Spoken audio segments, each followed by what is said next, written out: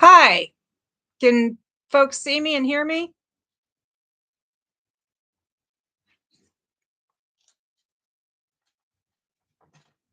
Hello?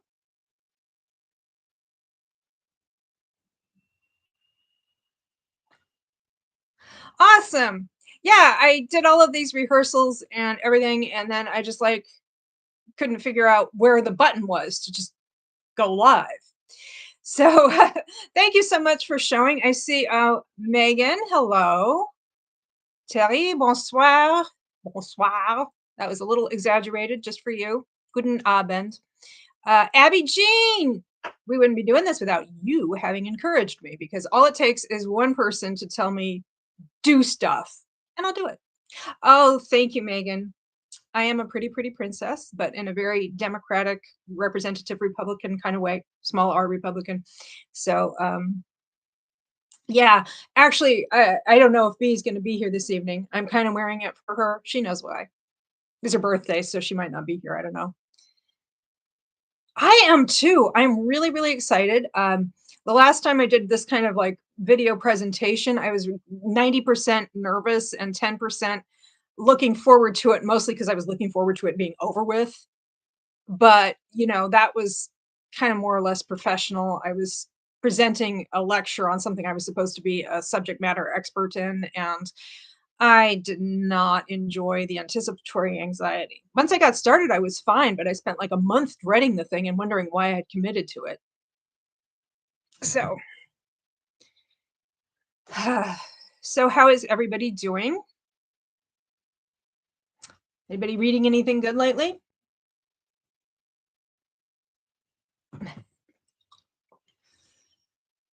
I didn't want to jump right into it right away because I don't know. Doing good. Excellent, excellent. How are the wedding plans coming? I didn't want to jump right into anything because there might be more people showing up. I don't know.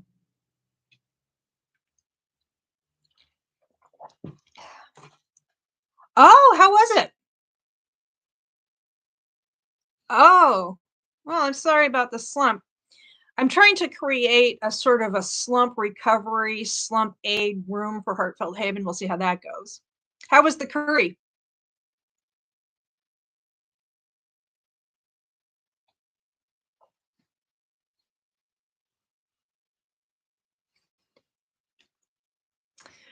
Well, Megan, that's probably for the best because there's an awful lot going on. Tasty good. I did a whole bunch of different tests with lighting, and I was trying to figure out a way to wear my glasses without them reflecting too harshly off the monitor. And I think I have enough ambient light to correct for that. Uh, yeah. So, yeah, so we've got Terry was here for a moment. I think I scared her off with my terrible, terrible French accent. Oh yeah, I'm not trying hard enough.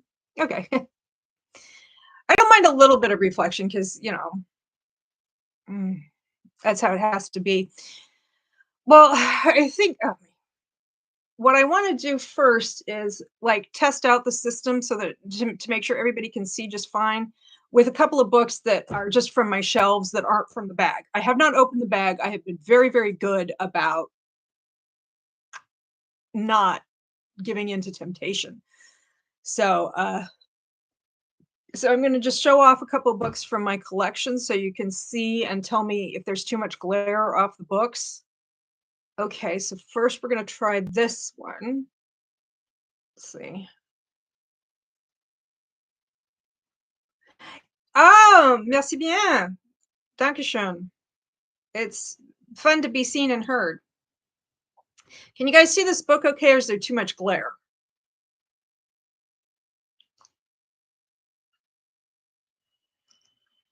Well, it is a face. It is a voice. Okay, and now this is a step back. We've got some flowers down the side. I believe they are daisies. Yeah, the foil wiggle. Hopefully I don't make you seasick and blind you at the same time. What is he doing? I don't know, but she looks like she's about to wind up and punch him one.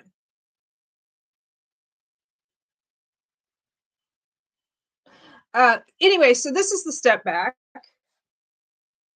Oh boy, if I had a nipple for every time I'd seen one of those.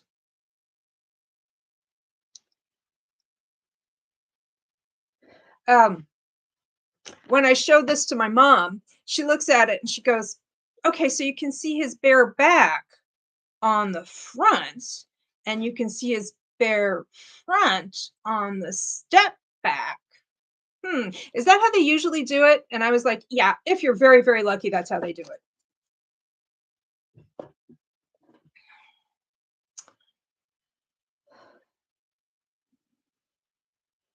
And now I'm gonna show another one. This one is a lot of gold foiling, so prepare to be dazzled.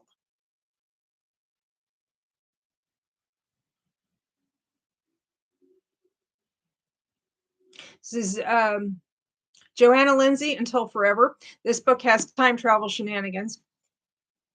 Oh, by the way, this book is American Frontier. You've got the dad who is a deadbeat gambler and he like tries to gamble his daughter away and stuff. I don't know. It's like a country song. In fact, I do know what country song it's like. It's called Weaverville. It's by Kate Wolf. It's really good. Anyway, back to Joanna Lindsay. This one has time travel. I'm trying to get used to not being mirrored. This one has time travel shenanigans. And there we go. We got the flowers. These are autumn leaves. Most of the book doesn't actually take place in autumn, but they do have a nice interlude just before the Battle of Hastings. And there's the step back. Trying to do this so that, yeah. Again, I'm having trouble getting used to not being in a mirror. Everything's backward. This is Elaine Diolo is the name of the artist. She's frequently credited with having, yeah, is that Fabio? I know she's credited with having discovered kind of Fabio, but I'm face blind and I mostly tell people apart by their hairstyle. And that doesn't really do you much good with historical romance covers. It's like, gee, officer, he was tall and muscular and he had a mullet.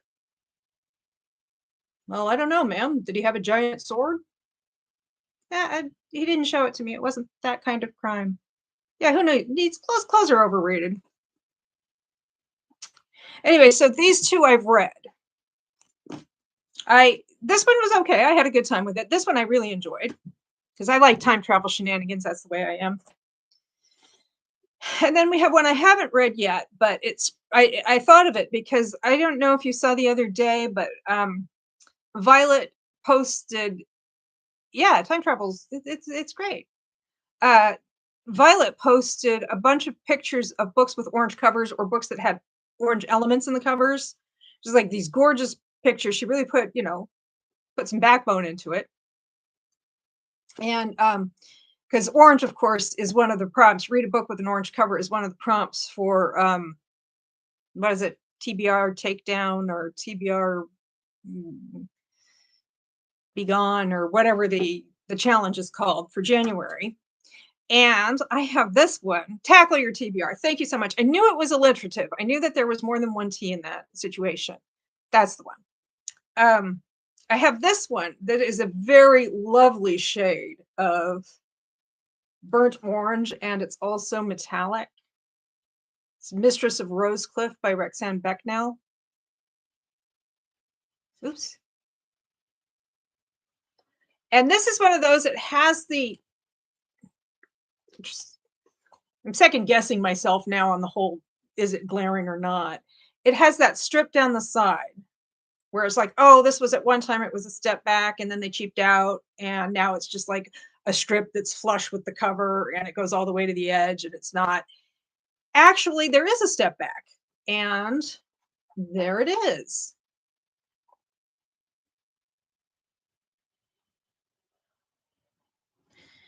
Oh, barcode? I don't know. There's no barcode. It's Middle Ages, no barcode. I keep thinking that this is a regency because of the way they're dressed, and Roxanne Becknell is not particularly known for regencies, and it's not. It takes place in the middle of the 12th century in Wales. But you can see they already had like two-way stretch fabric, so that was working out for them. This is an action pose. You can see that they have the painter's palette, so I guess they're doing a little painting. Don't know that that was how they painted in those times, but I don't know. So everybody's happy with the way they look.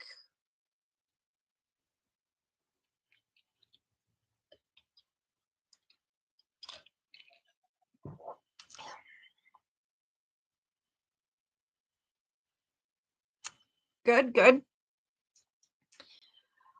Okay, well, awesome in more ways than one, I would hope that you can see them and that they also look like something you might want to read. um, I alluded to this earlier, but I wanted to thank Abby Jean because when I posted about like how would I reveal the book haul, would I, oh, thank you so much. Thank you. I appreciate that, Megan. Anyway, how I would reveal the book haul was, would I do a flat lay? I wasn't going to do like a book a day. That would just be spamming the Discord and we'd be here until literally the new year. And I said, maybe I'll do a live stream. And Abby Jean was like, yeah, that might be fun. Or, I'd be interested to see that. And I was like, okay, it only just takes just one person. And I'm like, oh, yeah, I have huge, huge public demand for this. So, it's worth, getting out the tiara and doing my makeup and, you know, learning some skills. So it's fun. Okay, now, I'm going to demonstrate this. I put my clock where I could see it. Okay, it's 1/4 past, so I think we can probably, um, it says we have 4 people. I don't know if that's including me or if that's all y'all.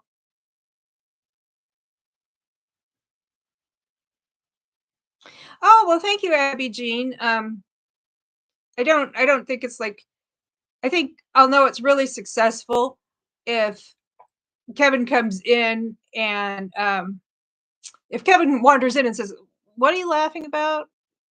Would I be interested in it?" And you're like, maybe, I don't know. You did read that book that time.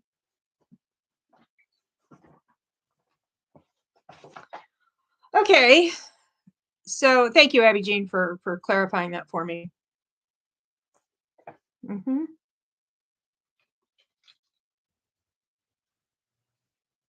Okay. We're living, we're laughing, we're learning. It's great.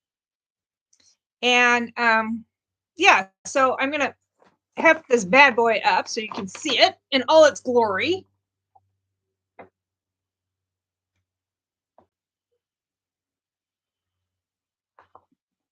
And while I was holding that up, I noticed that they put on the back, it is a bag from ShopRite. And if you look, probably can't hear me if I have that in front of my face. There's a little thing here that says YouTube. So clearly, even the people at ShopRite wanted me to do this.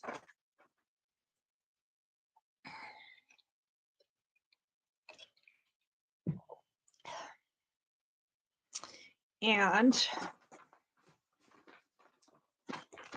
let me, oops, that's the ShopRite side. ShopRite's good. They have a really good cheese selection if you're into that kind of thing. And they're union, so we like that. Okay, this is the Book Barn Romance Grab Bag. No returns. So if you guys think these books suck, there's not much I can do it. I actually don't know. I'm about to get to that, Abby Jean. So I got a whole spiel.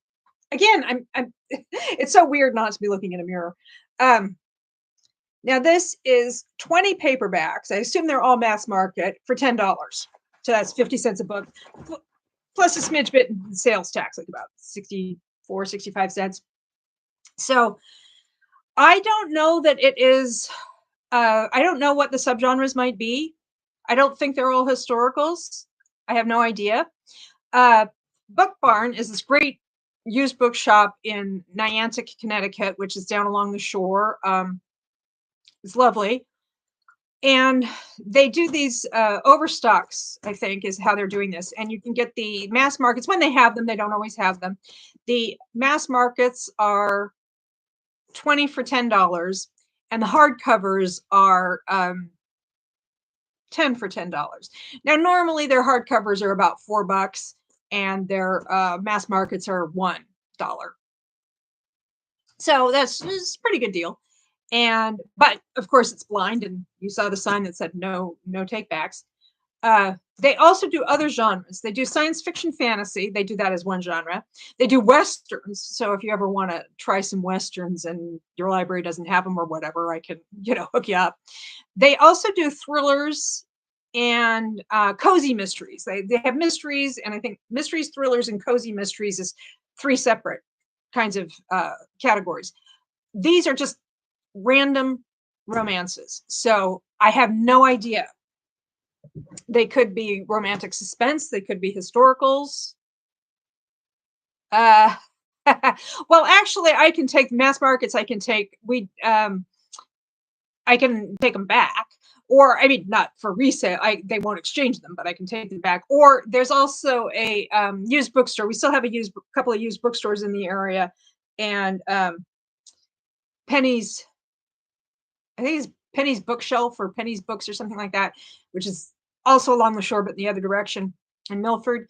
And she's actually, the other day I took a bunch in, and she gave me like $11 in store credit, and it was, so I can take them there and get store credit. So, I don't know if you, yeah. So, uh, yeah, it is very cool. And I don't know. So the thing is, like I said, I have no idea what they are. This is a true mystery. Um, they they have a lot of historicals. They have a lot of, like I said, romantic suspense. I can't see that quite.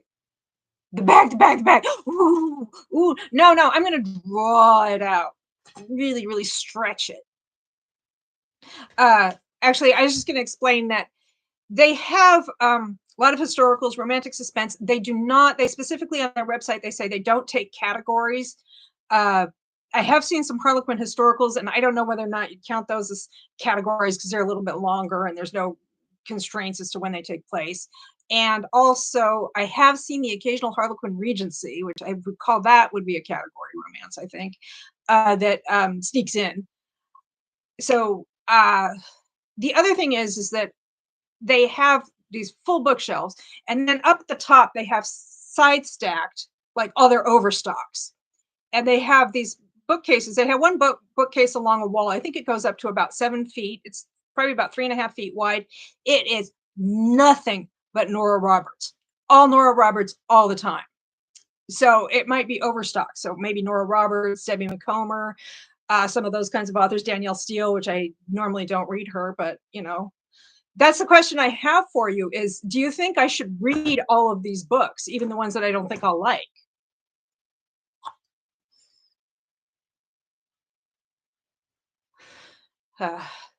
Terry's like, I don't care whether or not you read them. Nah. She's like, I don't care. Just show us what they are. Okay. Well, maybe you can help me pick which ones I'm going to read. Oh, Abby, you are so, excuse me, Abby Jean, you are so correct. That would put you into a slump. And then I'd have to read some Japanese horror manga or something like that, just as a sort of palate cleanser. Well, I just want to make it, fun and interactive. Otherwise, I would have just posted it as a video. Although, if I posted it as a video rather than a live stream, I would have to learn to edit, and I don't know about that. Okay, so are we ready? We're ready. Jerry's like, we've been ready.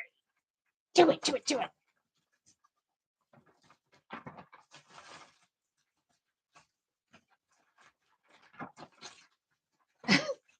This is taped shut. I should have brought scissors. One thing I didn't think of. It's a paper bag. I could just tear into it, can't I? Okay. Oh, this works. Okay. I'm going to just reach in and grab. Ready for the first random grab? Jennifer Scully, Sheer Dynamite.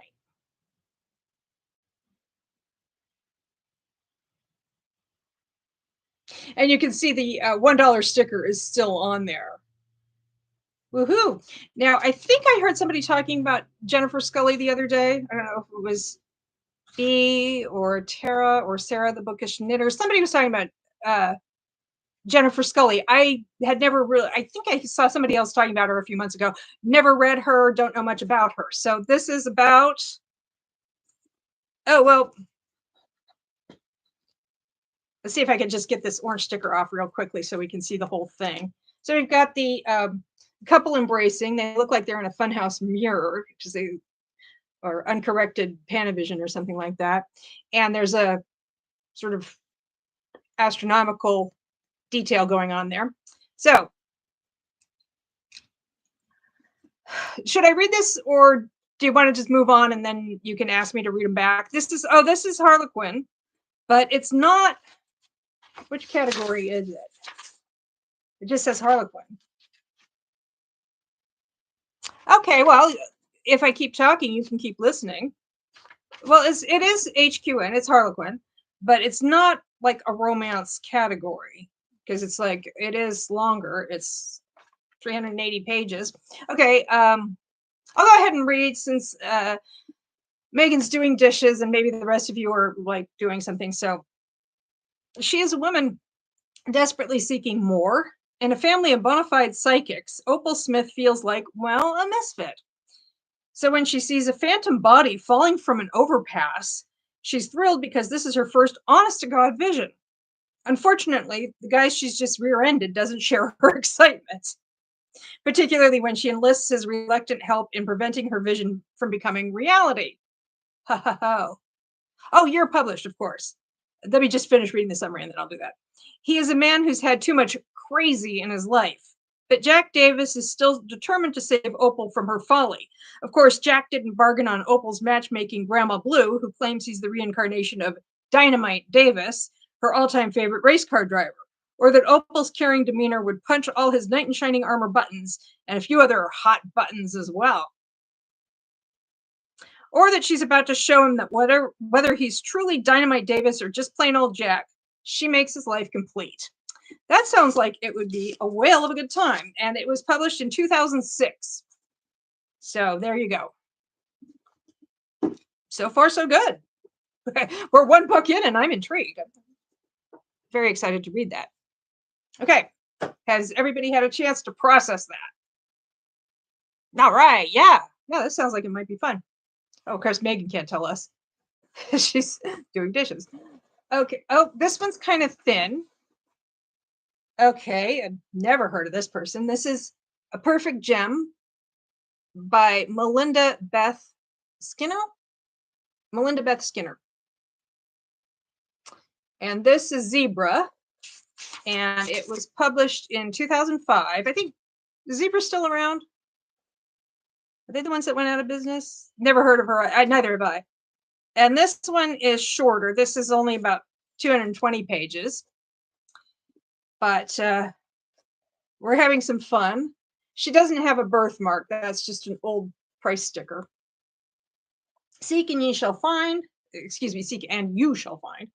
Conscientious and caring, Miss Lee Gray secretly returns the trinkets that her eccentric Uncle John pilfers from the unwary.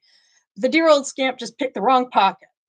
Unfortunately, Posthumous Jones seems to be an expert thief himself who catches Lee red-handed as she tries to make amends. So we got some kind of gentleman thief to keep her uncle out of trouble.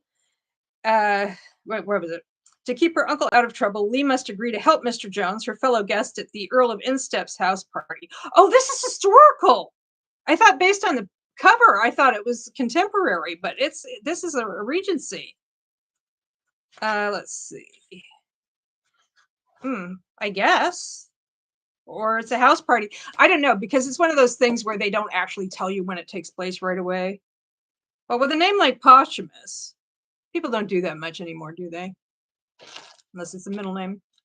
Anyway, so, house party. People, gentlemen thieves.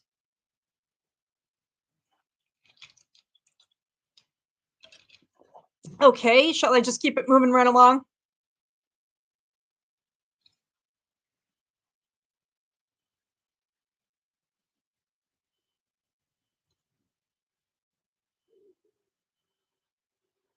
Yes, ma'am. Thank you, Abby Jean. I know people are probably doing things with their hands or they're halfway across the room. Okay, this is another short one. Ho, ho, ho. This is lovely. It's covered with orange price stickers. They've felt the need to tell you twice that it was $1. I think probably somebody bought it, brought it back, and then they slapped another sticker on it. Let me just get these stickers off. I know. Oh my gosh. It turns out these price stickers are the only thing preserving her modesty. She's going to be like, but anyway, they're also covering up the title. I mean, I could open to the title page, I suppose. Oh, well, yeah, it is Elizabeth Thornton. It's called The Scot and I. And it was published in 2009. And it is about 300 pages. And let's see if they have an author card for her. This is Berkeley Sensation. Well, the only other title that by her they have, at least for Berkeley Sensation, is The Runaway McBride. But of course, this was 2009. So let's see if it gives me a year. 1885. So not Regency, still 19th century, but moving forward. It is a spellbinding new novel of delicious intrigue and passionate romance from the nationally best-selling Elizabeth Thornton. Well, they would say that, wouldn't they? If they could have that blurbed for them by like Harlequin, where they're like, even our rivals love it. An agent for Her Majesty's Secret Service, Alex Hepburn is a reluctant psychic whose powers sometimes come into play during his missions. Again with the psychics. Wow. His latest mission, such as preventing the attempt to assassinate the queen at Balmoral Castle by a conspirator he's been hunting forever. You know, this was an episode of Doctor Who, that incident was, which was before this. I think that aired in, I think, 2007 or 2008. But it is a mysterious young woman who foils the plot, then slips away. Interesting indeed. She is Mary Scott, once a courtier for the faction that Alex has sworn to destroy. Oh, wow. She can handle a gun or a knife as well as any man, and disguised as a boy, she becomes virtually invisible. We've got psychics, we've got spies, we've got pragmatic cross-dressing. This is awesome. She's never encountered a man she couldn't outsmart, outrun, or outmaneuver until now. Woohoo! With Alex hot on her trail, she flees to the Scottish countryside. There she discovers that sometimes surrender can be the sweetest revenge and the most dangerous. So we've got enemies to lovers and skirts to trousers. Yeah. So far, I think I'm kind of doing okay with this. These are all stuff I would read. Will read. There's got to be a dud in here at some point. Does anybody want to like make odds on that? Next one. yeah, that it's not very long. I think that was the one that's like 300 pages. Yeah, I'm in all of these actually so far. A lot of psychics. Oh my goodness. Well, maybe not. Oh, I have never heard of this person. This is Mira, it's a Mira historical novel. Is it Mira or Myra? I know that's a division of Harlequin. Sharon Sala, Whippoorwill. No step backs yet. It looks like there's a foreword, there's a preface.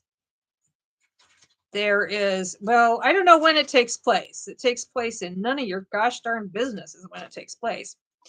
It looks like it might be a Western.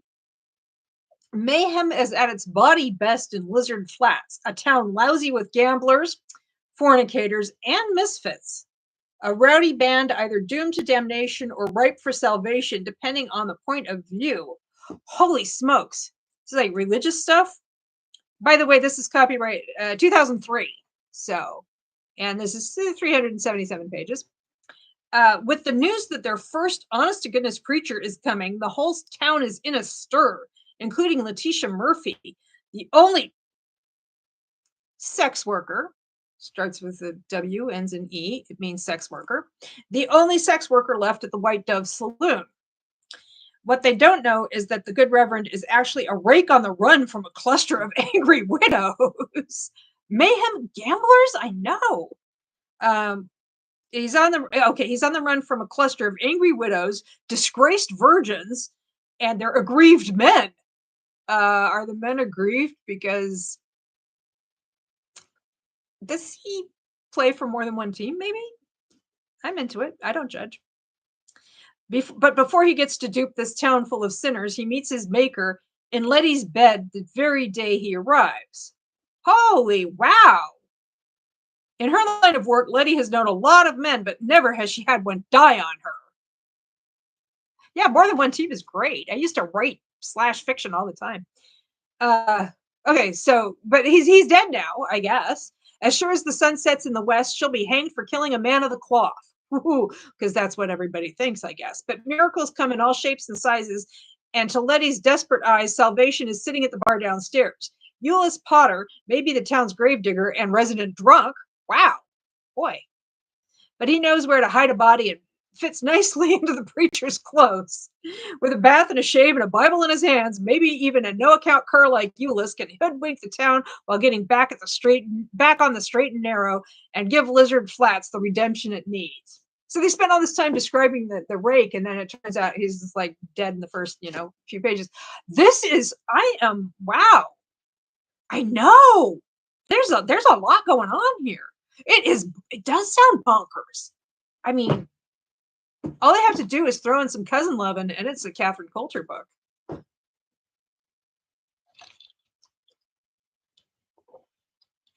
just going to take a little stretch break. Gotta pace myself. I mean, we're only like 4 books into this thing. Cousin loving, yeah.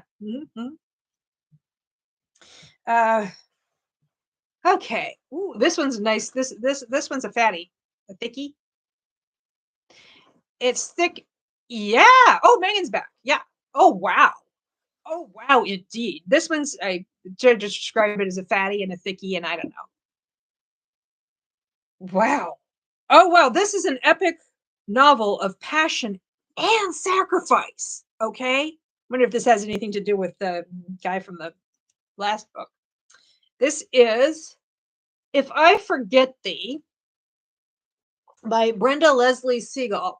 It seems to me like that title sounds familiar to me, but the author doesn't. This is Berkeley. It looks like it might be an older work. 1983. Woo. That is an older book. And it is about 450 pages. This is the first one we have that wasn't written in the 21st century. Interesting. We went all the way back to 1983.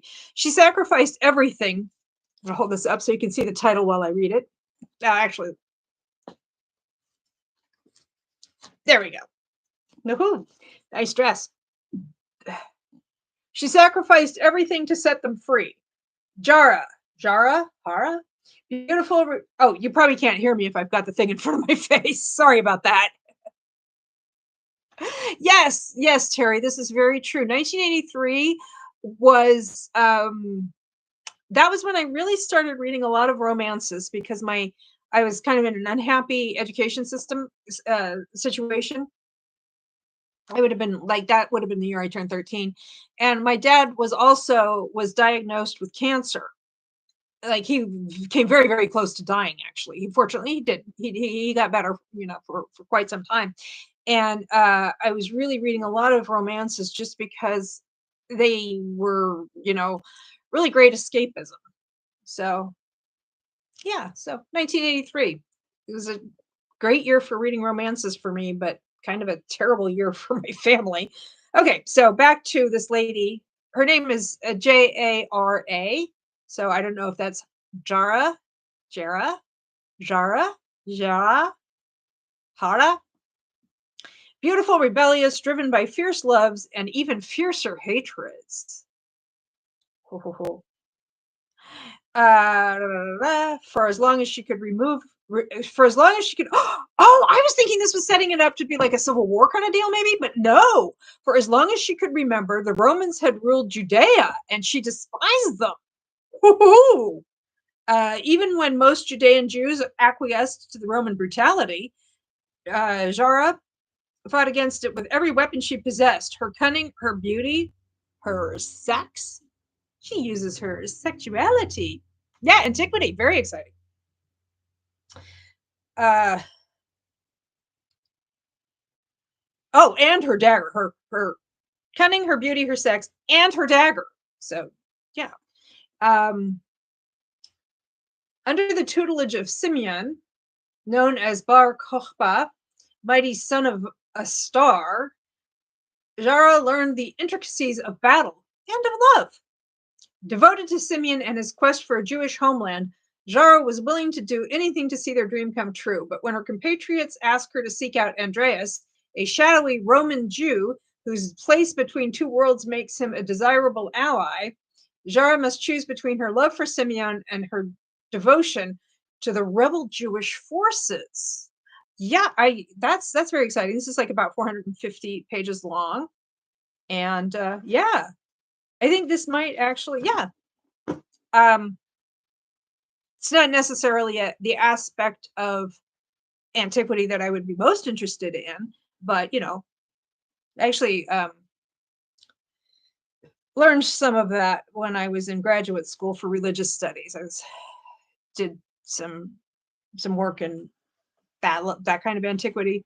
But when it came to religion in Roman times, I was kind of more interested in the cult of Mithras. But we got to keep this moving along, I guess. I don't know. I could do this all night, but I don't want you to have to sit through me doing it all night. People got to go to work in the morning. Okay, we ready for another one? Oops. I feel like I got something in the corner of my mouth. Lipstick bleed or something. Okay. The Squire's Daughter by Deborah Simmons. Now, this is a Harlequin historical. Now, like I said, I wouldn't necessarily call Harlequin historicals like this a category romance, because they had a fair amount of latitude in what they could do in terms of plots and historical settings. They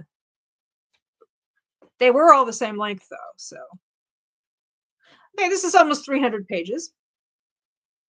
And it looks like she's got a castle going on, but she's also kind of in, I guess she's in Regency wear. I don't think that they could dye that color at that time, but this is 1994. This is by Deborah Simmons. Okay, I said that, I think. And this is, once again, they just do not want you to know when it takes place. But there's a character named Mr. Farnsworth and a character named Eugenia. So yeah, it does seem Regency to me. It does look brand new. The spine has not in the slightest bit been cracked. I thought there was a flaw on the spine, but it's actually some little birdies. Oh, and here's the clinch.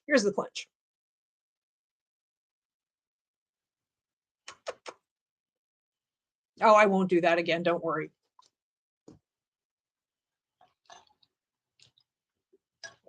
So far, I didn't say what the plot was. It was the Regency times and stuff happened. And then they got married. There were probably children. The Worthington Curse. Ooh. Justin St. John would always remember, or is it St. John?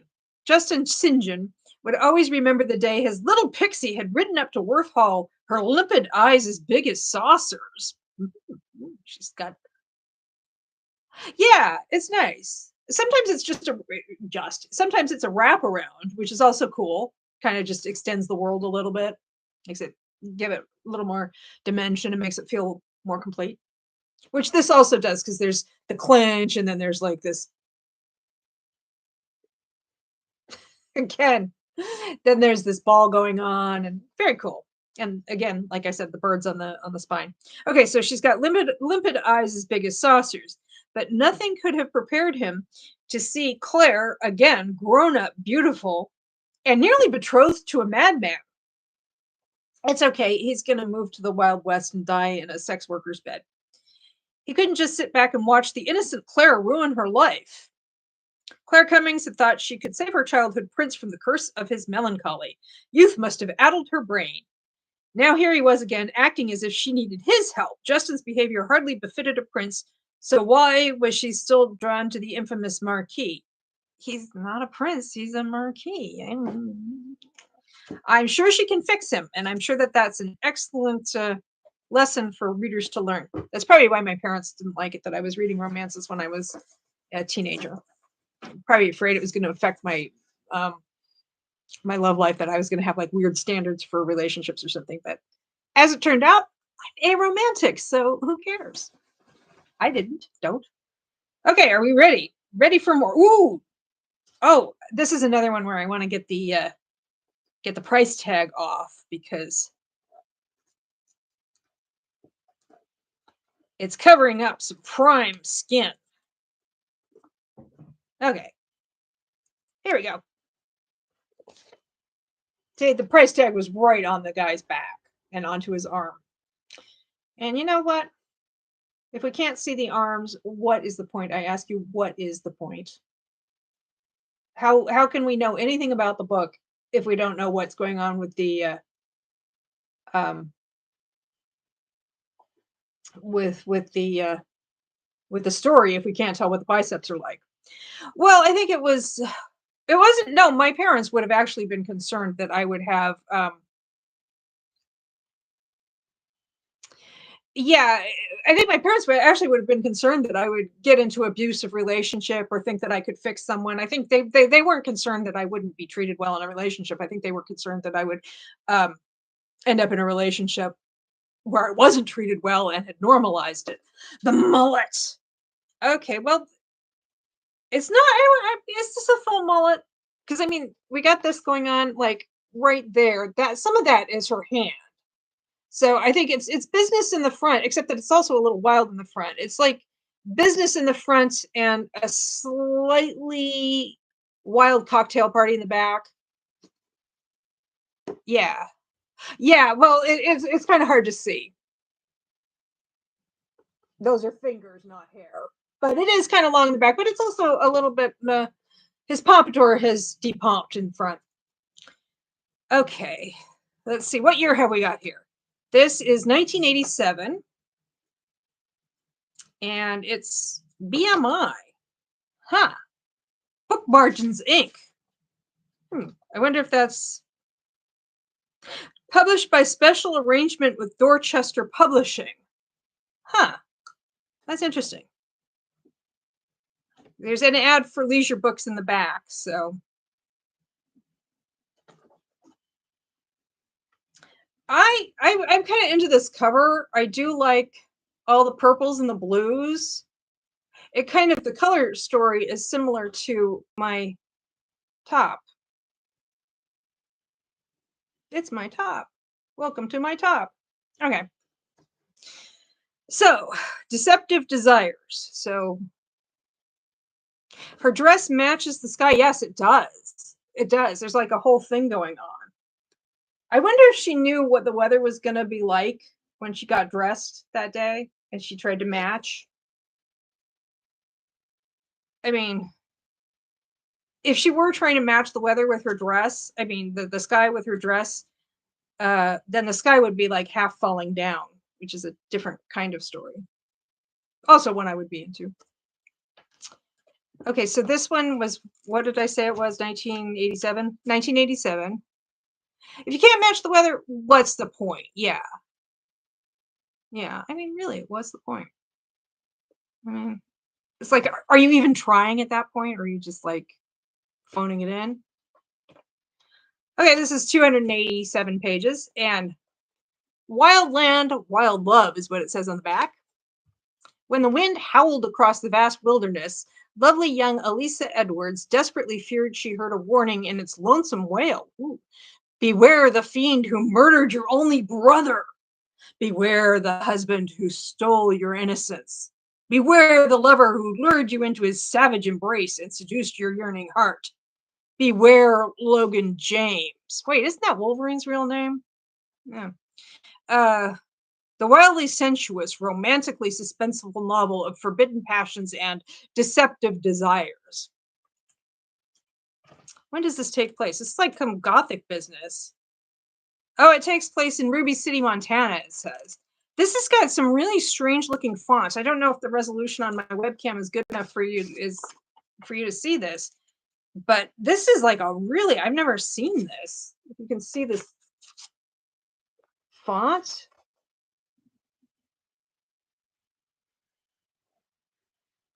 Huh. I caught that on this sentence. Um, the deceptive. Is that supposed to be somebody I'm into though? Because he sounds like he might be kind of a jerk. But speaking of that sentence, I was holding up to see if you could take a look at the font. Says the jerking of the coach brought me back to reality. This were a football romance, that would be a totally different kind of sentence.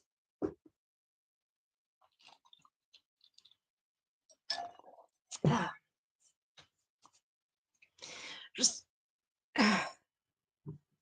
time to do our ergonomic stretch break. Oh, that's the stuff.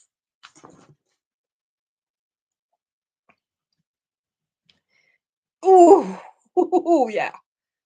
Oh, oh, that felt good.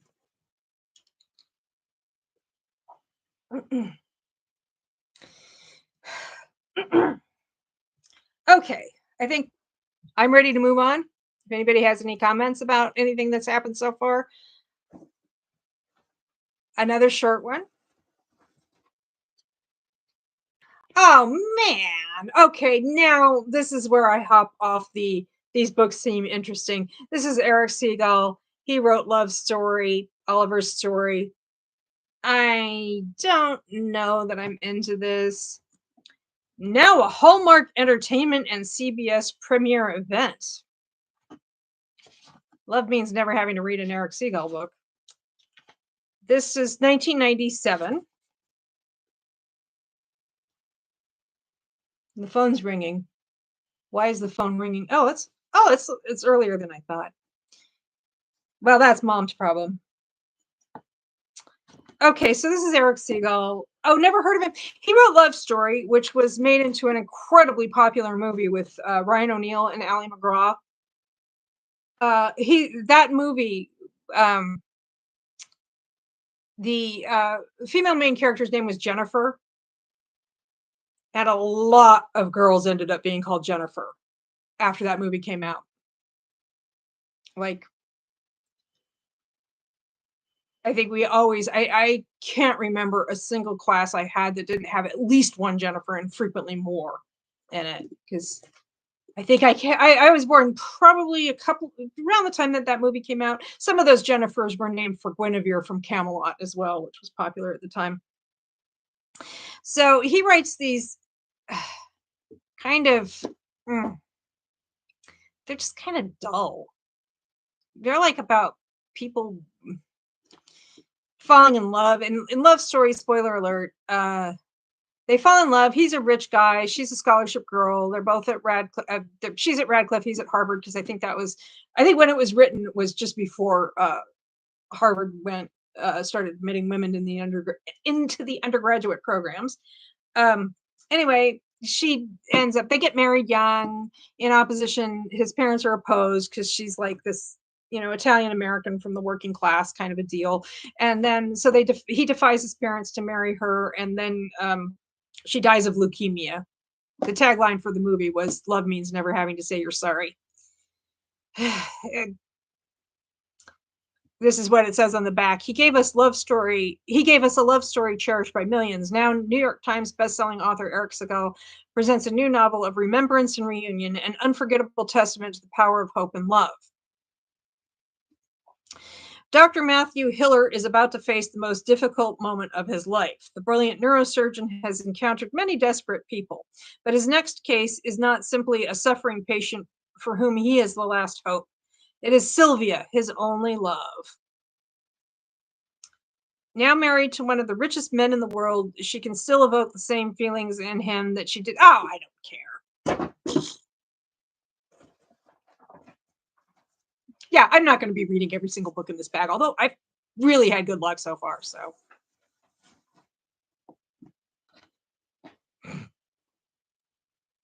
Okay, well, there's price tag on this, but it's just covering up part of the word.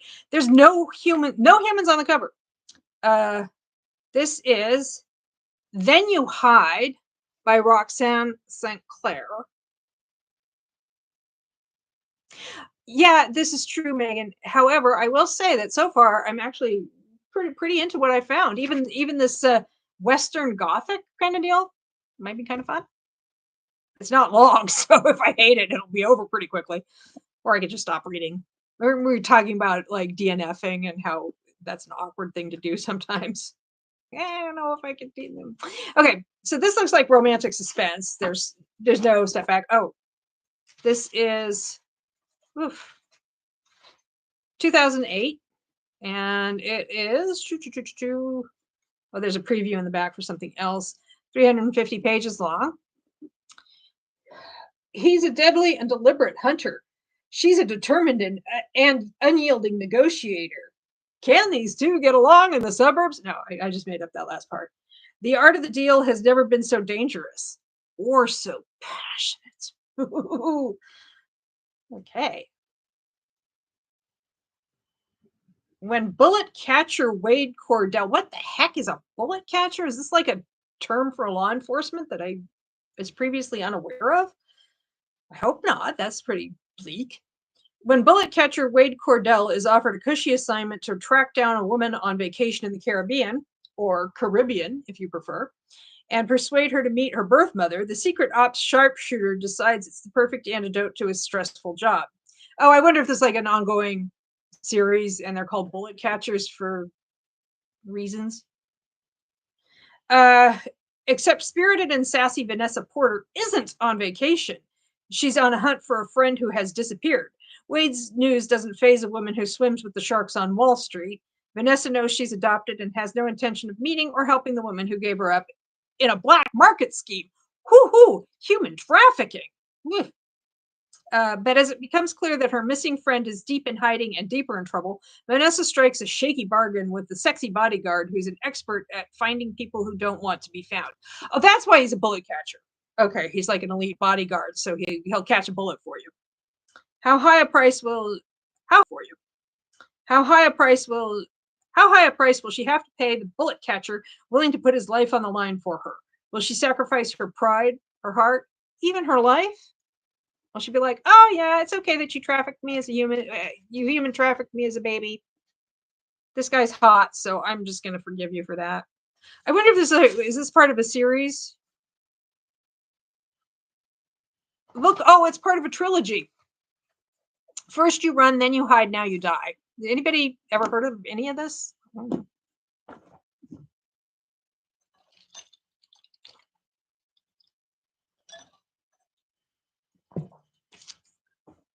So, not a whole lot of contemporaries so far.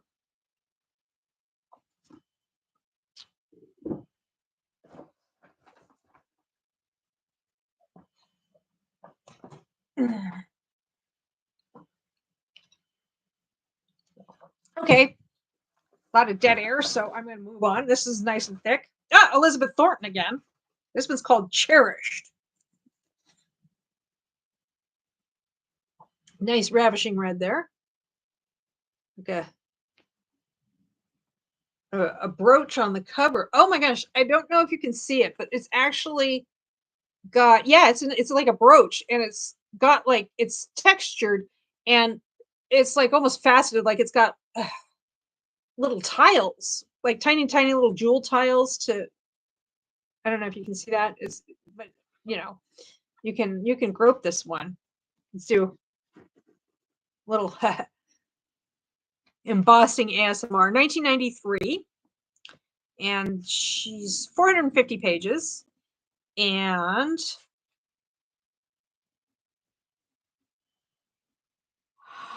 yeah, I don't know because Sexy Bodyguard, I mean, would you consider the In Death series to be romance? Sort of, kind of, not exactly. I don't know. Yeah, I mean, it depends on if the focus is on the romance rather than the mystery. I, there we go. Best-selling author Elizabeth Thornton. So I've heard of her because we had another book by her. Oh no! Best-selling author Elizabeth Thornton's stunning Devereaux trilogy concludes as the rakish Leon Devereaux finds a bedeviling woman who is more than his match. I was worried there would be a book that was from the middle or end of a series. I don't know. I'll have to look into it and find out how interconnected these books are. If I didn't tell you the date on this, it's 1993. I think I did mention that. It's 450 pages. A heated beginning. At 16, high-born Lady Emily Brockton had been found alone with Leon Devereaux and forced to wed the wild, notoriously seductive Raquel. Again, he's just going to move to the American West, pretend to be a preacher, and then die in a sex worker's bed. Not a problem. But it had been a marriage in name only. Ooh, I love those. And soon the handsome rogue left to seek his fortune. Now the scoundrel has returned, demanding to consummate their union, but Emily has no intention of honoring her husband, scare quotes, no matter how irresistible his caresses. Ooh. A seductive, it's okay, you guys are married. A seductive encounter when he sought asylum from the horrors of the French Revolution in England. Wow, that took a turn. Okay. Horrors of the French Revolution in England, Leon Devereaux's unruly ways earned him the contempt of the haute tonne. Yet his heart belonged only to Emily, whose reputation he was forced to protect by marrying her when she was barely more than a girl. But now Emily has blossomed into a woman who makes Leon hunger for a love he's never known. A love he'll show her if she'll let him. How's he going to show her if he doesn't know what it is? Okay, I guess he's gonna find a YouTube video or ask ask a subreddit. A dangerous marriage. Among the elegant drawing rooms of Regency London, where rumors have the power to destroy, Emily and Leon pursue a love that has been too long denied and a passion that burns too hot to ignore, even as new dangers threaten to tear them apart forever. I'm on the fence about this one. It's awfully long. And it is the conclusion of the series. So.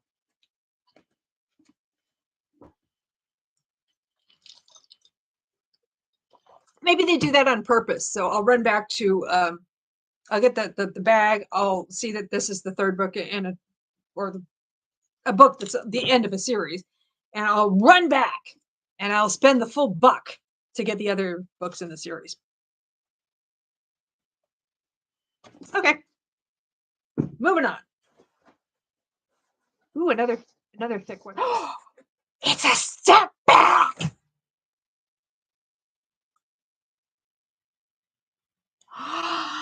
It's a step back. I'm not looking at it. I could just feel that it's a step back.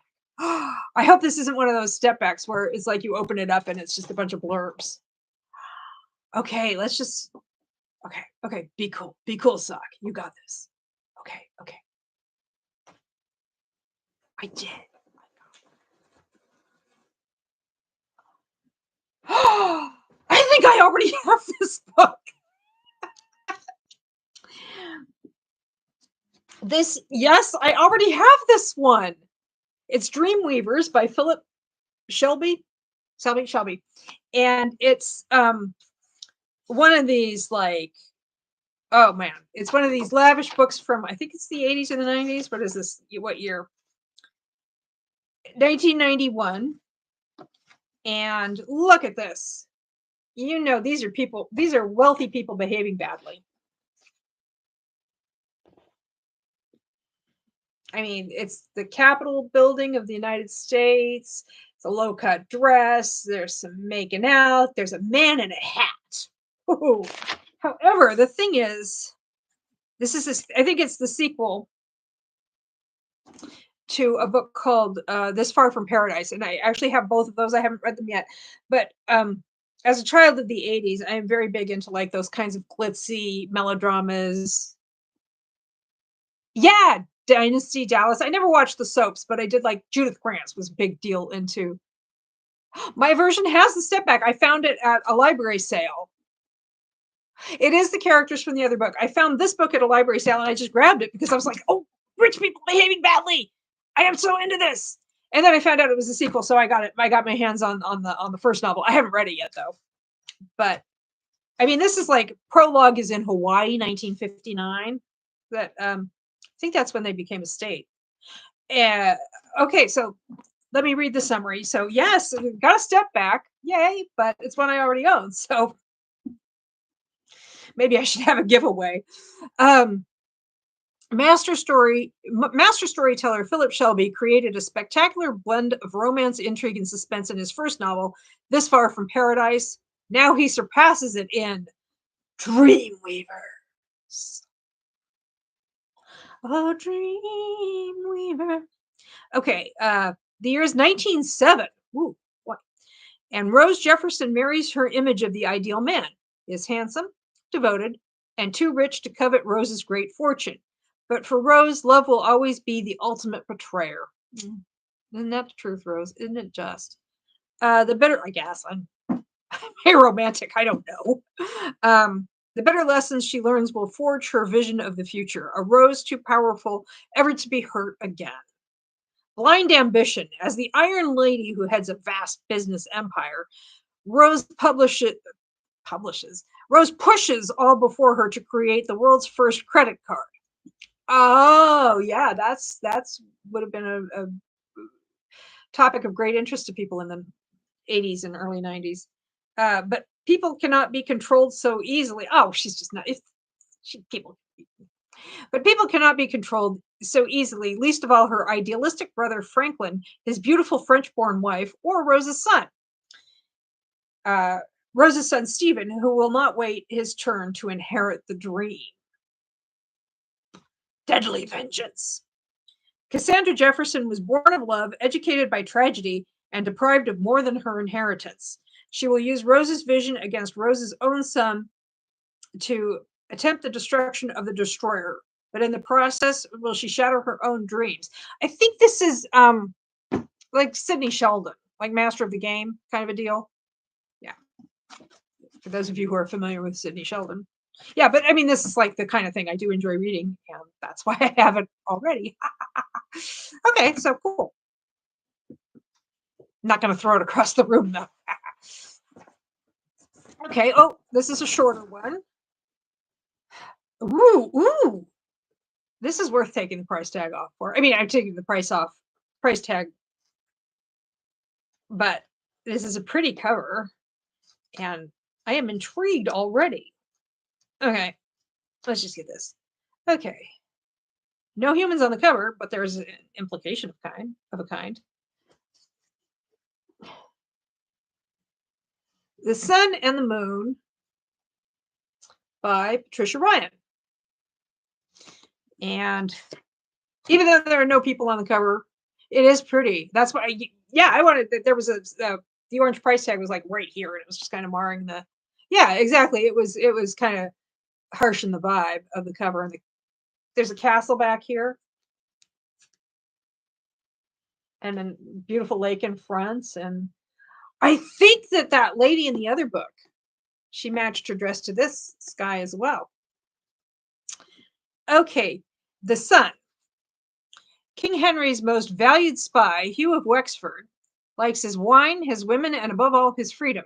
Scarred by a brutal upbringing, Hugh vowed long ago to make his own way in the world, unhindered by ties of any kind, especially those of love. Ooh. The Moon. Oxford scholar Philippa de Paris is learned, enlightened, and painfully innocent in the ways of the world, especially the lascivious intrigue she encounters when Hugh recruits her for a critical espionage mission. Oh, this is like Red Sparrow, the movie where, well, it's based on a book, but it's a movie where they very graphically teach Jennifer Lawrence how to be an assassin who uses her sexual wiles on people if necessary. A match made in heaven. To expose the schemes of corrupt churchman Aldous Ewing and save England from yet another civil war, the rough and tumble warrior and the innocent intellectual embark on a dangerous ruse as a bored husband and wife. As Philip attempts and teases the traitor, will she be able to convince Ewing to share his confidences?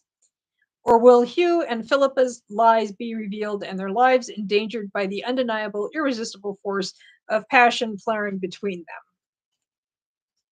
This is copyright 2000 was the first printing. Yeah, there it is. Copyright 2000. And this is 337 pages long. Okay. So, not sure about that. I'm just excited to have something that's not a Regency. Yeah, 1172. Good deal. And there is no clinch on the back. There's no clinch. Nope. Can't have everything. Where would you keep it? Okay, another one that's relatively short. Oh, wait, how long was that one? 340 pages. Okay. Now we got, we got some, I think, Scottish or something. Only for a night. Get it? Because a night is a period of time, and also it's a homonym for a sexy dude. Only for a night? No? Hi Megan. So yeah, I took off the orange sticker was like smack in the middle of his thing. And well, we've got some plaid up here, but it also says Warner Forever. So either they're trying to get this made into a movie or a TV series by Warner Brothers, or it's part of a series by Sue Ellen Wellfonder. Wellfonder? This is, oh, she also wrote, I've never heard of her, but she's also wrote Devil in a Kilt. Oh, you have? Is she any good?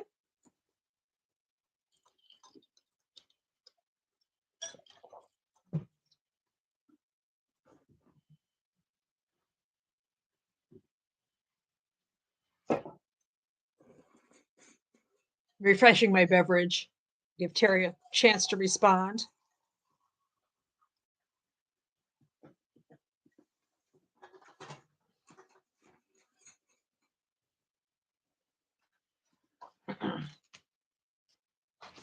She's got some killer titles. Devil in a Kilt, Night in My Bed, again with a K.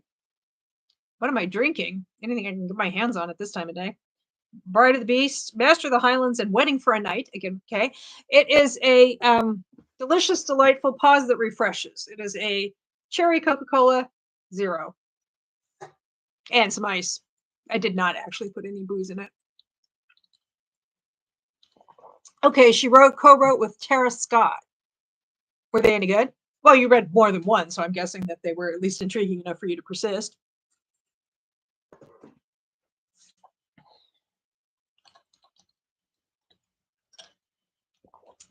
Pause that refreshes. Not fun. Coca-Cola did not pay me any money. I pay them money. You read 4 of them, so obviously they must have had something to recommend them. Okay, but let's see what it's about. I mean, aside from the obvious, it's about this guy right here having a chest. Only for a night. For 10 lusty years, Robbie McKenzie has savored the sensual pleasures that only a man with no wife can taste. That's a pretty bleak view of marriage. To the lassies of Scotland, he is a living legend, the sole heir of the Blackstag clan. You know what they say about a Blackstag clansman? I don't know what they say about him. Look at that guy over there. He's from the Blackstag clan. And a prize catch indeed. But Juliana McKay, has no such interest in the rogue or in his powerful family. Her mission to deliver an unpaid debt for her dying mother is the only thing that could force her within reach of the wayward knight. That is until an accidental blow to the head sends her reeling right into the brawny arms of Robbie McKenzie himself. Well, we can't actually see his arms, but I would say that the claim that they're brawny seems legit. In the heat of the moment, their passions ignite. But Juliana has forgotten her own identity as well as her mission. Ooh, nice. Amnesia. I love a good amnesia story.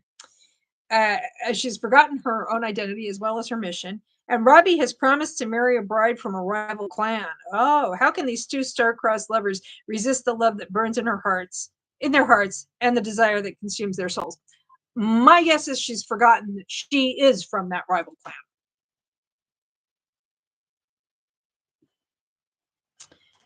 So yeah, that sounds fun. 2005 was the date on this. I don't know if I shared that, and it's about 380 pages. That sounds like it'd be fun. Okay, ready to move on? Oh, we got another contemporary with a colorful cover, including the orange price tag.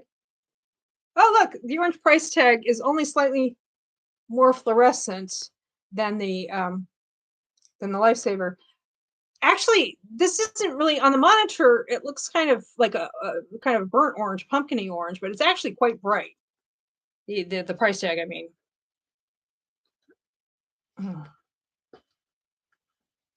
Oh, she's a stubborn one. There we go. I like that it's a cartoon cover, but they actually have faces. They didn't like obscure the faces or just give them no face whatsoever. Price tag's rude. I know. What were they thinking? Okay, this is Dorchester Publishing. I haven't always been giving the publishers. So yeah, sorry about that. 2003. And oh, this is by it's called Hot Number, and it's by Sheridan Smythe. I wonder if this is like about the telephones that the kids like these days, with the numbers. And it's about 380 pages, 370 pages. The Love Boat. The Love Boat. Soon we'll be making an. Oh, sorry. That's not what you're here for. Jackpot! No one had needed to win the lottery more than Ashley Kavanaugh, and she planned to enjoy every penny of her unexpected windfall, starting with a 7-day cruise to the Caribbean. But it wasn't a ship.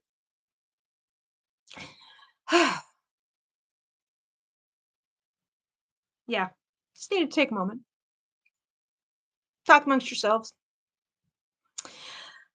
But it wasn't until a ship mix-up paired her with her ex-husband that things really started to heat up. She knew she was better off without Michael's womanizing ways, but constant exposure to his well-muscled chest and to die-for lips left her feeling the burn. Michael Kavanaugh had hoped this cruise would help him relax, but when he walked in on his nearly naked ex-wife, it's nothing you haven't seen before. Second chance, indeed. Everything suddenly became uncomfortably tight. I think they're making a little double Nintendo there. Sharing a cabin with Ashley certainly wouldn't be smooth sailing. She acted as if she'd much rather throw him overboard than listen to the truth about what happened 2 years ago. But deep in his heart, Michael knew love would be their lifesaver. Get it? Because there's a lifesaver and they're on a boat? No? Maybe he means it'll be like a breath mint? I don't know. I'm not crazy about second chance. Puns, yes. Gotta love them. Or not. No, you don't. You don't have to do anything. I'm not crazy about second chance. I know it's one of the oh gosh. Tackle the TBR prompts for January. I'm not actually all that crazy about second chance. You blew it. You just blew it. Moving on. That would probably, somebody who's not particularly interested in being in a romantic relationships. I love reading about them, but I'm not interested in being in one of them. It's probably one of those things that I just don't get.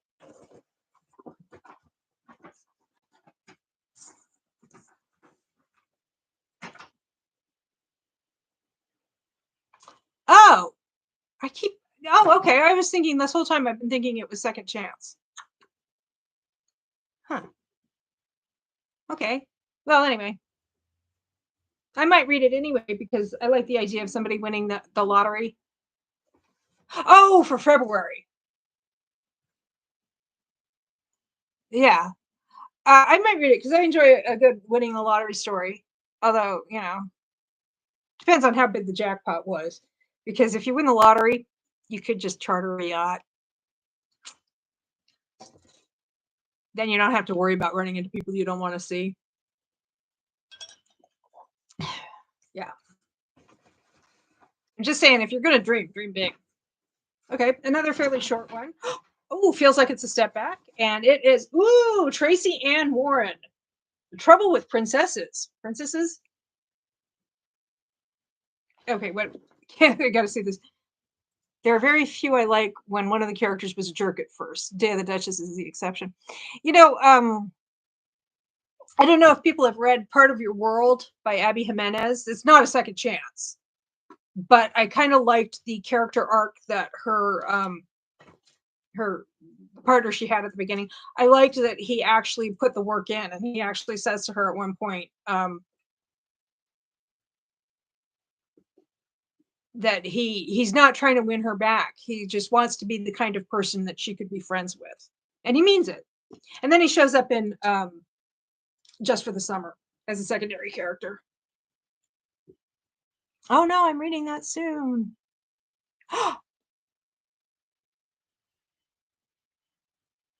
1980s, 1990s. Let me get there. Tracy Ann Warren. The name is familiar. No, 2013. 2013.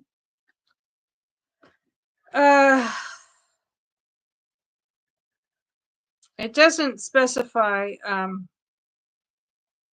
Sorry about that, Megan. I didn't think.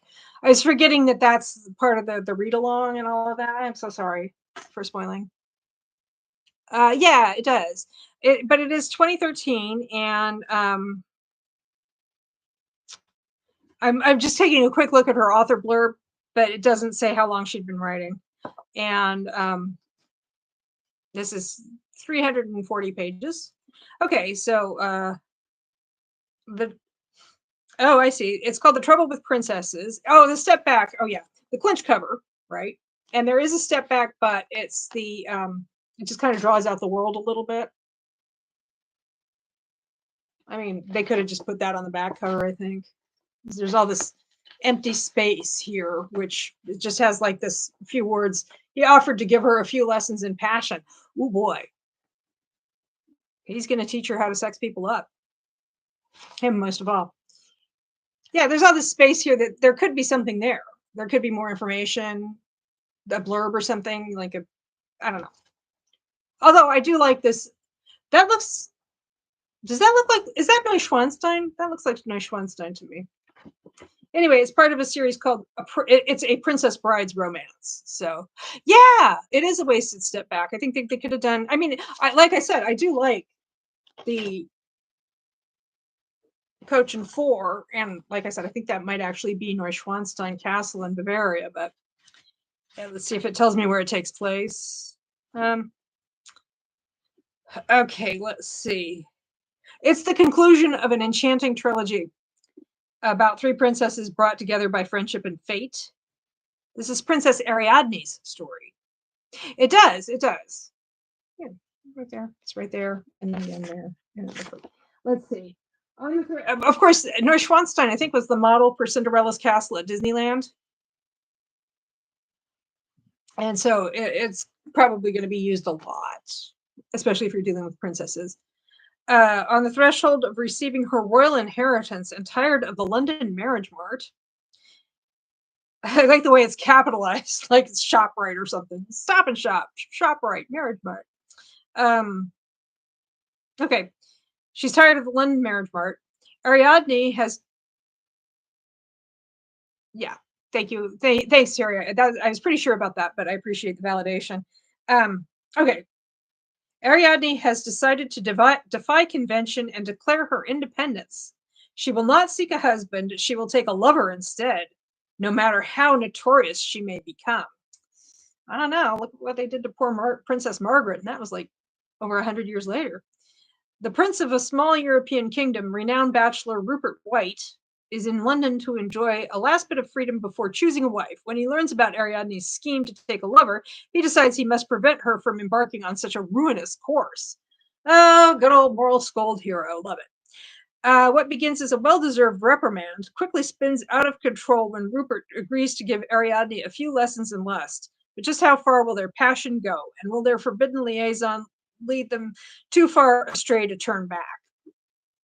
I don't know. I mean, you're always going to have with historicals, one way or another, you're going to have problematic sexual politics and gender relations. I don't know how I feel about like his dishing out like a well-deserved reprimand.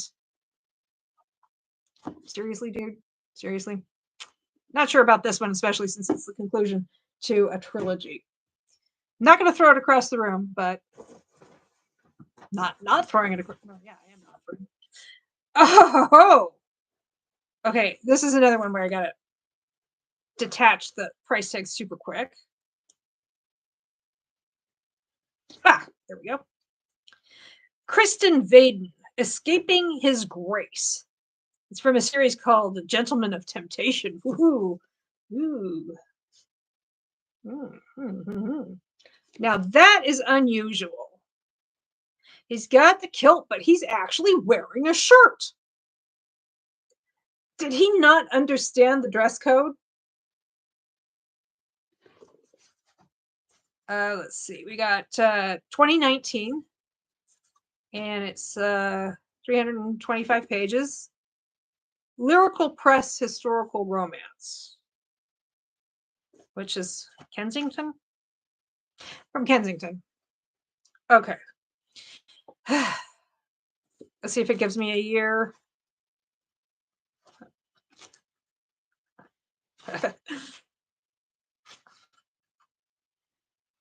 He did not understand the assignment. It's a modern kilt, but I don't think it's a modern story. Oh, it's got a permanent discount sticker. It is a special value US $4.99, Canadian $6.99, and this is 2019, so that's actually relatively inexpensive. I just caught my eye in the acknowledgments. Thank you. Oh, this is like a religious thing because the acknowledgments. Thank you, Jesus, for expanding my time so this book could get written. We caught the epic flu of 2018 all in succession. It was a winter for the record books. I like this because I saw that about the flu in 2018 and I was thinking, oh, well, honey, you do not know what's coming down the pike. From an elite London gentleman's club to a genteel Scottish estate, scandal becomes a family affair in this dazzling tale of deception and unexpected lure. Miss Miranda is not really a miss exactly, nor is her name Miranda exactly. But to escape her tyrannical duke of a father, changes were required. Now in the Scottish countryside, employed by her brother-in-law's unsuspecting friend, Heathcliff Marston. Now that's a name. Heathcliff Marston, Viscount Kilpatrick. Miranda feels safe, except for the danger of falling in love. And the Viscount's broad shoulders and seductive brogue are no help at all.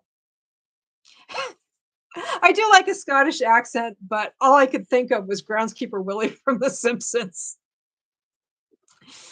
I do like Scottish accents, though. They're very appealing.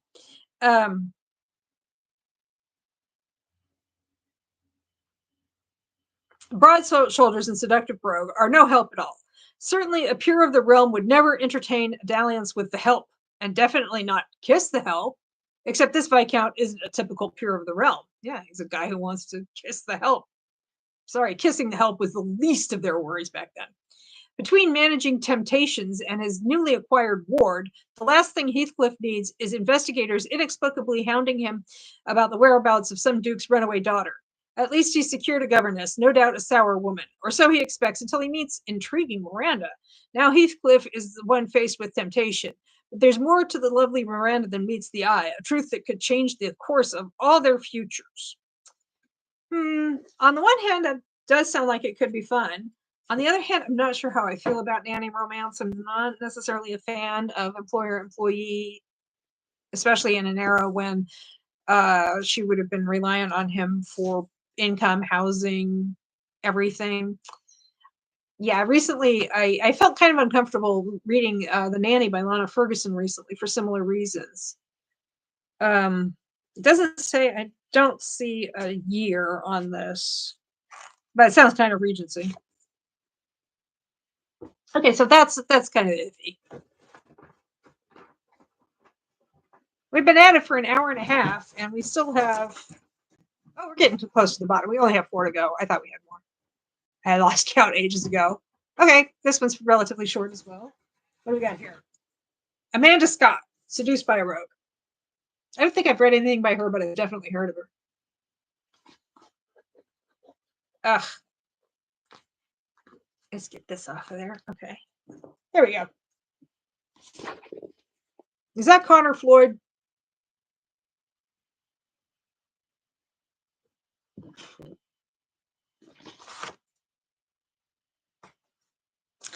And this is a little dusty. This is, I like that cover too. His eyes are very piercing. And it is a well-loved book. Let's see. 2009. And it's 375 pages. Probably not Connor Floyd. It's just like, again, he's an historical hero. They do look alike to me. I'm a little concerned about this book because it's got some black spots on it, which I hope are not book mold. Probably not. I think it's just random schmutz. Okay, so yeah. Seduced by a Rogue.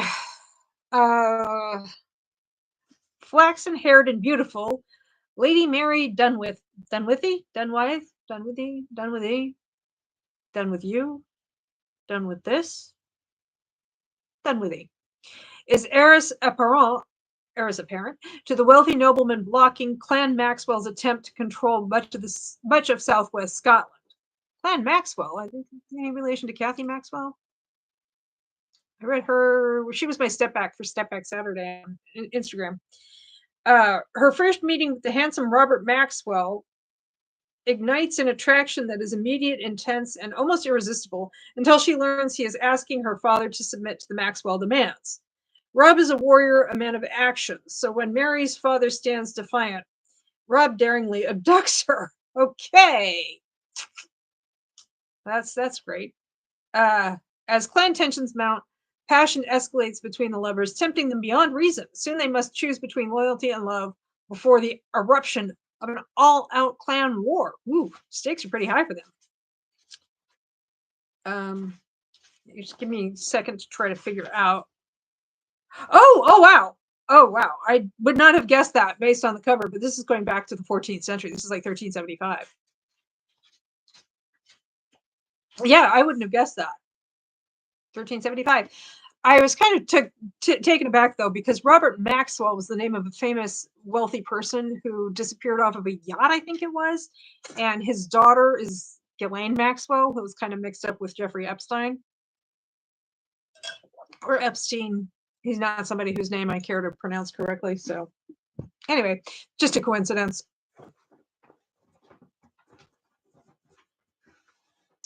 This one's fairly thin.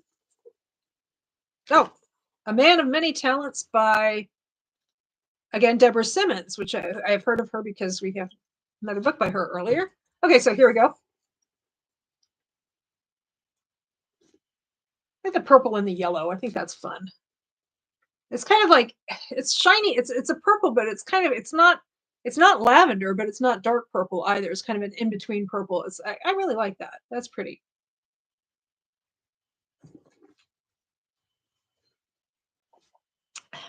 We've got some clouds in the sky too. This one is 2003, Pretty and Playful. Yeah, Abby Jean, perfectly expressed. 2003, yeah, she's 320 pages. Losing His Spirit. I just got a little shine there. Losing His Spirit. Christian Reed. I think of Dwayne Reed, the drugstore chain in New York. Christian is spelled the same way. Christian Reed, heir to the earldom of Westhaven, and bitter rival with the earldom of CVS. Don't even get them started on the Walgreens clan. Is tired of ghosts. It's his own fault for debunking a haunted house in Bell Corners as the work of two silly pranksters. Now the practical ghost hunter, inundated with reports of apparitions, is trying to get away from it all with a long overdue stay with his grandfather. Unfortunately, Christian's reputation followed him, but this time the request for his services is irresistible, as it comes from the enigmatic Miss Parkinson of Sybil Hall. Winning her heart. She claims that a phantom is disrupting her plans to sell her gloomy home. Maybe it's just that it needs drainage work. But upon Christian's arrival, he's met with all too human antagonism from the residents, from the servants, and especially surprising, from Miss Parkinson as well. What dire predicament is really unfolding at Sybil Hall after the sun goes down? The intriguing puzzle and the fetching beauty who wants it solved have sparked more than curiosity in Christian. But first, he must solve the mystery of the seductive Miss Parkinson herself. That kind of reminds me a little bit of one of the Mad Morelands books by Candace Camp. I think the first one, Mesmerized, I want to say. Could be wrong though. Anyway, that's probably pretty fun, and it's not a huge time commitment either. There's only 320 pages, so that might be a fun afternoon. Okay, we only have 2 more to go. They both seem fairly lengthy. Not a step back, I don't think. Oh, okay.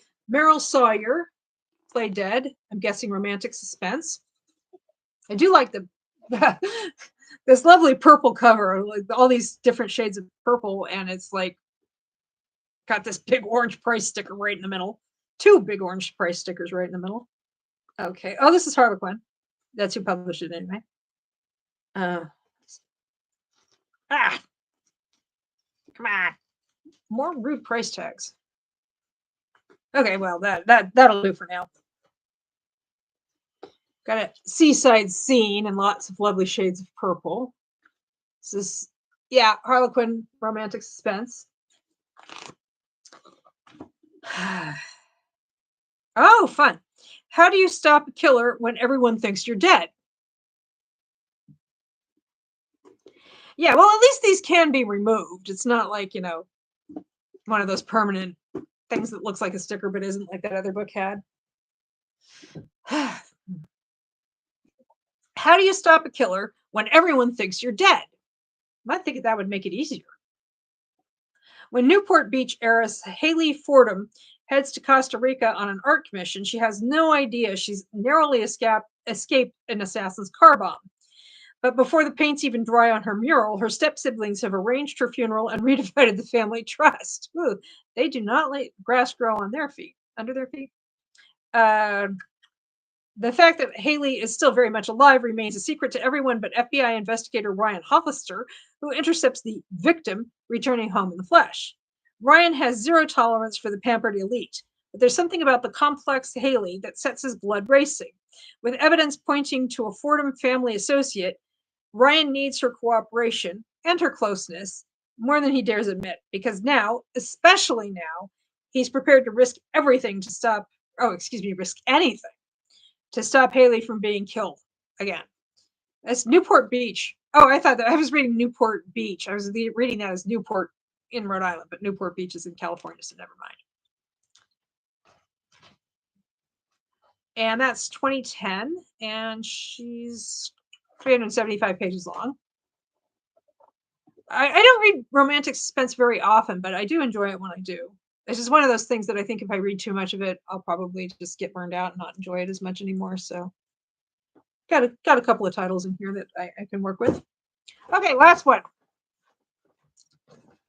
Might be kind of thickish. Don't think it's a step back. It is.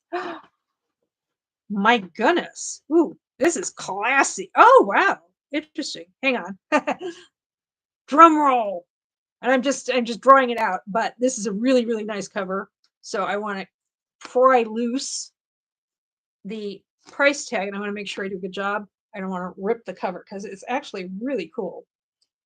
It's called Maximilian's Garden, and it's by Nina Vida.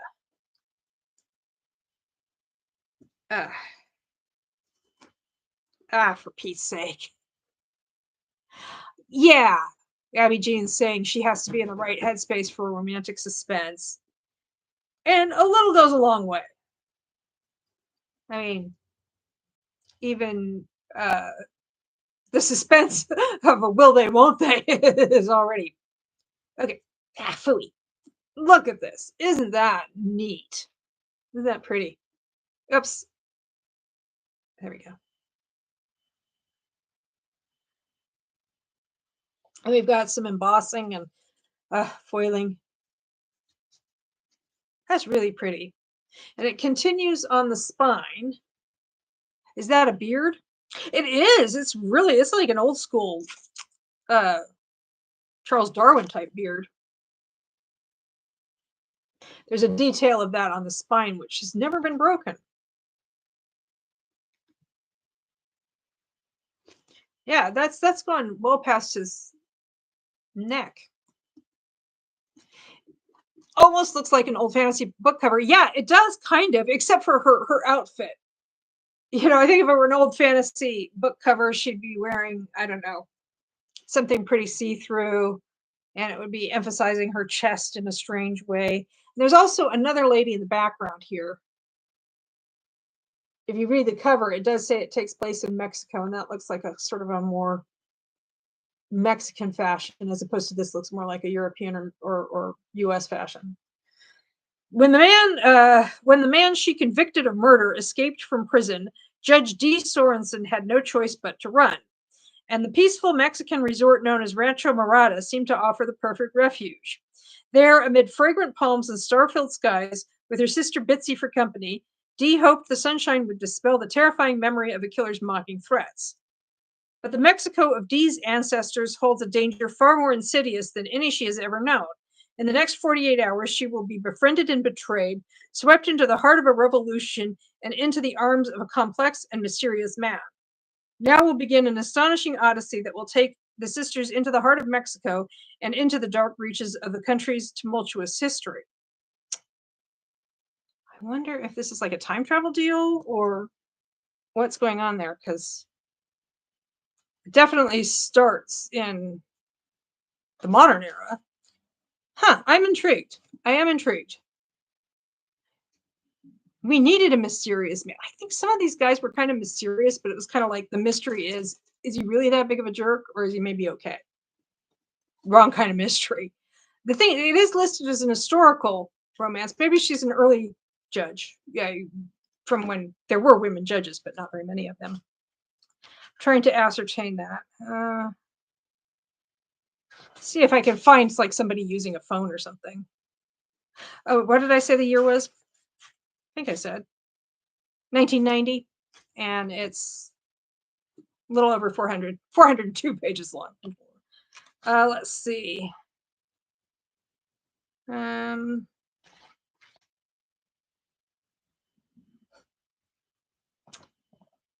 somebody's using the racing form, so yeah, like a classic painting. I wonder if it is. See if there's a photo credit, an image credit.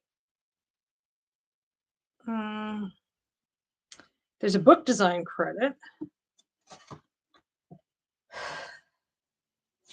I might have to take a picture of the cover and do a Google image search and see if it matches an actual like historical painting. But there's no information on the cover.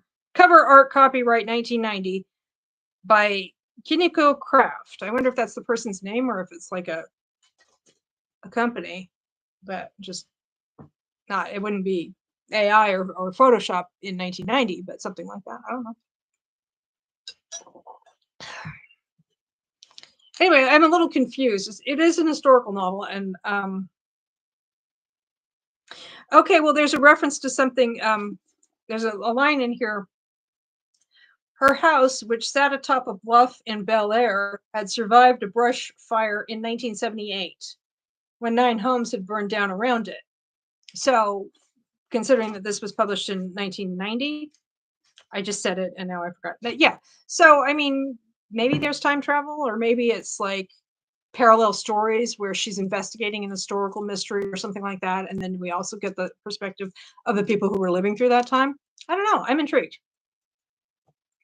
Nina Vita is the author's name, and I don't know. Yeah. Anyway, so that's the last one, and that's a pretty high note to go out on. I think most of these I would be interested in reading, including the one that is a dupe, one I already have. So let's see. Yeah, definitely some good picks and some that are questionable and one that's an absolute no-go. It's, it's over there just hanging out on the floor. Um, Couple I'm a little dubious about, and but a lot that I would be interested in reading, or I will be reading, including, like I said, there was a dupe for one that I actually already was interested in reading because I have a copy of it. Yeah, yeah. There's no paranormal or fantasy. Well, they I don't know because maybe they put the fantasy in the I don't know. I will say this: the Book Barn has the three different locations. Two are very close to each other. The one chapter 3 is the one that has the romance, the mysteries, the thrillers, the westerns, and that's where even the science fiction and fantasy is at another location. But that's where the grab bags are, and they actually have this rambling kind of building, and you keep going through, and there's always this extra room that you didn't know was there.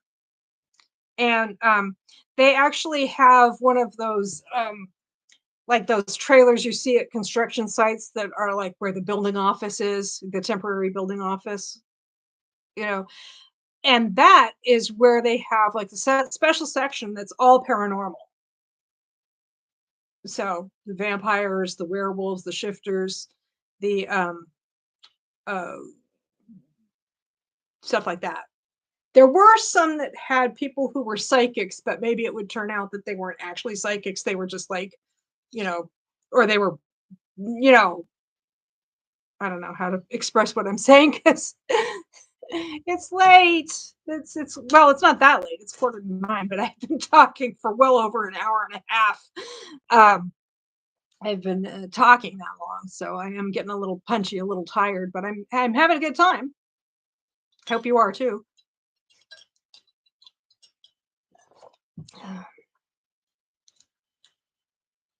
I just suddenly got this deja vu. So we've got quite an array. Thank you, Megan. Thank you. Yeah, if I'd been doing this for like this were my 10th or 20th live, you would have been like, oh, I don't know about this. So I don't know if people would be interested in more live streams, not necessarily with this kind of I mean, I'm not going to be running out and buying a mystery bag, or I should say a grab bag. Uh well, maybe I could report back in a live stream. Or maybe I could just record a video and learn to edit and put it out there so that nobody has to be here at a specific time.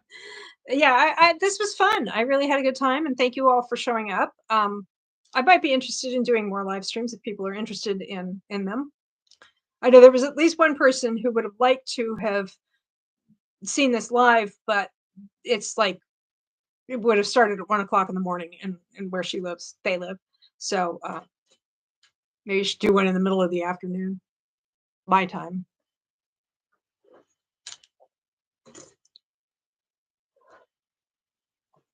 You don't have to edit. I'll just be like, I'll just pretend it's a live stream. I'll do a live stream for like no audience and just be like, oh, you missed it. That's too bad. Or I'll just like maybe have my mom sitting over there and yeah, it is getting late. Well, yeah, it's almost 9 o'clock. Good evening, Terry. Bonne nuit. Uh, Gute Nacht. Mm-hmm. Yeah. Or just be me and Abby Jean. Just be like, yeah. Well, again, thank you so much for coming and appreciate it. And if somebody actually is watching this in the future, you know, I'm sorry I didn't, you know, single handedly solve the world's problems. Um, you know, I was busy reading romance novels.